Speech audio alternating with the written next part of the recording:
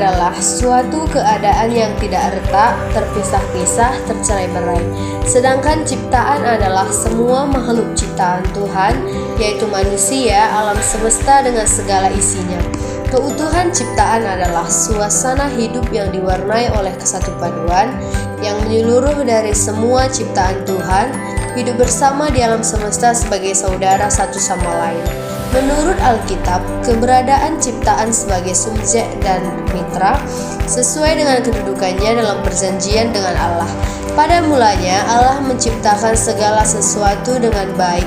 Manusia diberi mandat untuk menaklukkan dan menguasai, mengusahakan dan memelihara ciptaannya, agar terhindar dari kehancuran dan kebinasaan.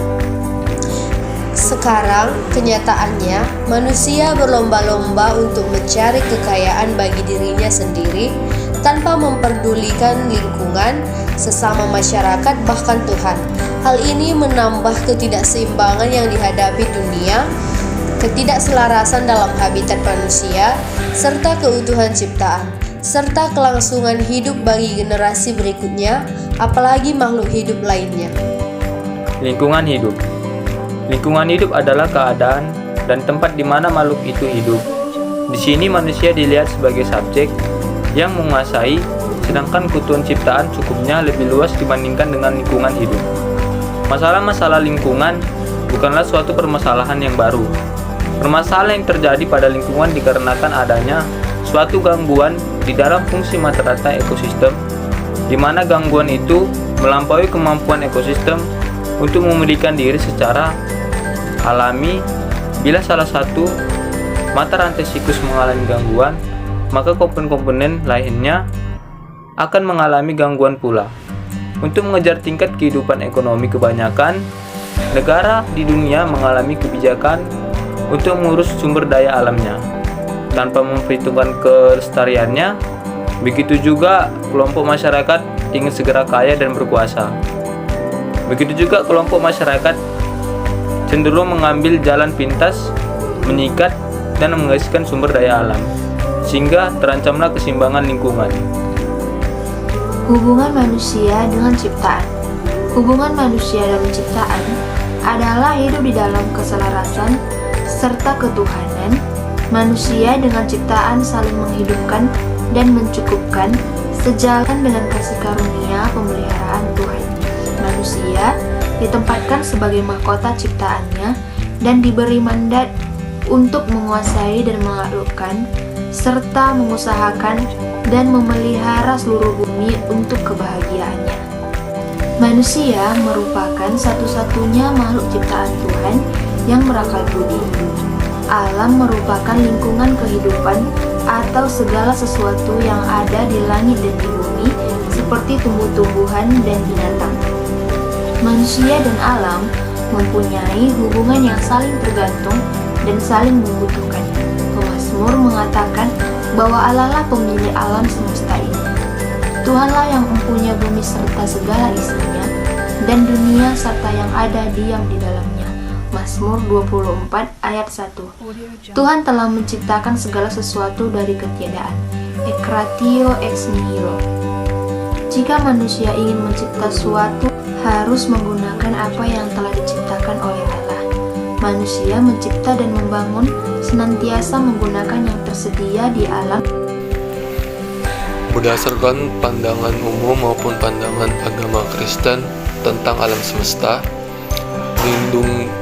lingkungan hidup, maka setiap orang memiliki tanggung jawab terhadap kerusakan lingkungan hidup berdasarkan pemahamannya. Setiap pandangan memiliki dasar tanggung jawab etis terhadap kerusakan lingkungan. Sebagai pencipta, Allah sesuai rencananya yang agung telah menciptakan segala sesuatu sesuai dengan maksud dan fungsinya masing-masing dalam hubungan harmonis yang terintegrasi dan saling mempengaruhi antara yang satu dengan yang lainnya. Sebab semua ciptaan berharga di mata Tuhan, jadi sikap eksploitatif terhadap alam merupakan bentuk penodaan dan perusakan terhadap karya Allah yang agung itu. Krisis lingkungan hidup yang dialami manusia pada masa sekarang maupun akibat langsung dari kurang pedulinya manusia terhadap pengelolaan lingkungan hidup mereka sendiri.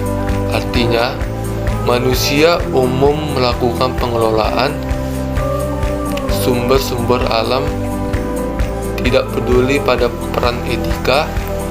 Dengan kata lain, krisis lingkungan hidup yang dialami manusia berakar pada krisis etika atau moral manusia dari diri sendiri. Kita melihat dan merasakan sendiri bagaimana perubahan lingkungan telah terjadi dan berdampak langsung pada kehidupan kita. Salah satu contoh yang dapat kami lakukan dalam keutuhan ciptaan yaitu melakukan aksi Go Green. Go Green adalah tindakan penyelamatan bumi yang saat ini sudah mengalami kerusakan dan pemanasan global akibat dari ulah diri kita sendiri. Go Green dapat disebut pula dengan penghijauan kembali. Tujuan dari Go Green, menurut WWF, saat ini bumi mengalami pemanasan global akibat perubahan iklim. Pemanasan global berdampak buruk bagi kondisi bumi dan makhluk hidup di dalamnya. Untuk mengurangi dampak tersebut, masyarakat mulai bergerak melakukan aksi nyata. Nah, langkah-langkah Go Green diharapkan dapat mengurangi terjadinya pemanasan global sekaligus menjaga kelestarian lingkungan. Tujuan Go Green yaitu untuk menyadarkan kita agar menjaga dan melestarikan alam, bukan merusaknya. Manfaat Go Green. Yang pertama, penghijauan yang unsurnya berupa pepohonan atau tanaman hijau lainnya berfungsi sebagai paru-paru kota atau dunia. Yang kedua, sebagai pengatur lingkungan. Vegetasi akan menimbulkan hawa lingkungan setempat menjadi sejuk, nyaman, dan segar.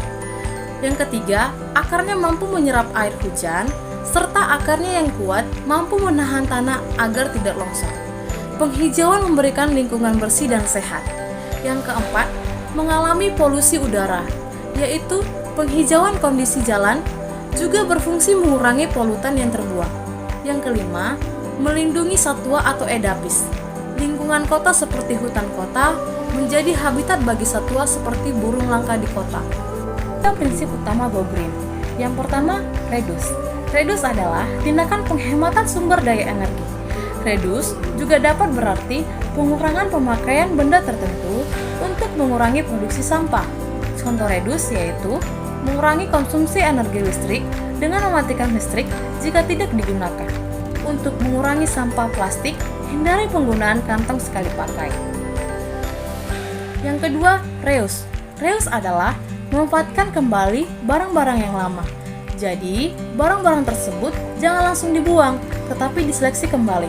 Sebagian orang mungkin tidak suka melakukan hal ini, karena terkesan kurang berkelas, apalagi jika dibandingkan dengan tren yang terus berubah. Namun, reuse barang-barang lama memberikan keuntungan ganda. Selain sebagai bentuk kepedulian terhadap lingkungan, ada pun lebih hemat karena tidak perlu membeli barang baru.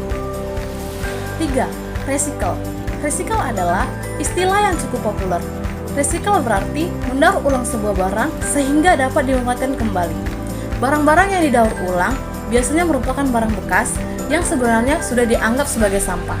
Contoh benda yang dapat didaur ulang adalah botol minuman dari plastik. Biasanya setelah isinya habis, botol ini akan langsung dibuang. Hal sederhana menerapkan Go Green di rumah dan di mana saja. 1. Mengurangi sampah plastik. Salah satu langkah yang bisa dilakukan untuk Go Green adalah mengurangi sampah plastik. Ada banyak benda-benda yang terbuat dari plastik. Misalnya kantong belanja, sedotan, wadah makanan, botol minuman, dan sebagainya. Untuk meminimalisir, sediakan benda pengganti yang dapat digunakan secara permanen.